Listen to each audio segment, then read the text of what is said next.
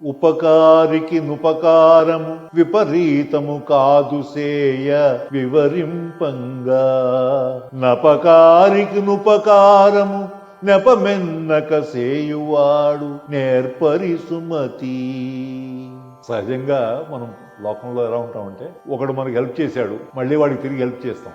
వాడు మనకు చేశాడు కాబట్టి మనం చేయాలి. ఇది ఒక రివాజుగా వస్తూ ఉంటుంది. ఎవడో మనకు సాయం చేశాడు కాబట్టి మళ్ళీ మనం తిరిగి సాయం చేయాలి. వాడు మనకి చెడు చేశాడు కాబట్టి వాడికి వీలంత వరకు వాడిని దూరంగా పెట్టేయాలి. ఇది నడుస్తుంది. కవి ఏం చెప్తున్నాడంటే, నీకు ఉపకారం చేసిన వాడికి ఉపకారం చేయడం మామూలే, ఎవరైనా చేస్తారు. అది కాదు గొప్ప విషయం. కానీ నీకు కీడు చేస్తున్నవాడు, వాడికి ఏదైనా అవసరమయ్యి నీ దగ్గరకి సాయం కోసం వచ్చినప్పుడు నువ్వు ఆ రోజున అలా చేసావు, ఈ రోజున ఎలా చేసావు, ఇవన్నీ మాట్లాడద్దు. వాడు అవసరంలో ఉన్నాడు, నువ్వు చేయగలిగిన సాయం నువ్వు చెయ్యి. అలా అనకూడదు. నువ్వు చేయగలిగిన సాయం నువ్వు చెయ్యాలి. అలా చేసిన వాడే నేర్పరి, బుద్ధిమంతుడు అని చెప్పి కవి చెప్తున్నాడు. కవి ఉద్దేశం ఏంటంటే, ఎవరు ఎలా పోయినా, ఎవరు ఎలా ఉన్నా నీ మటుకు నువ్వు స్వచ్ఛంగా ఉండు.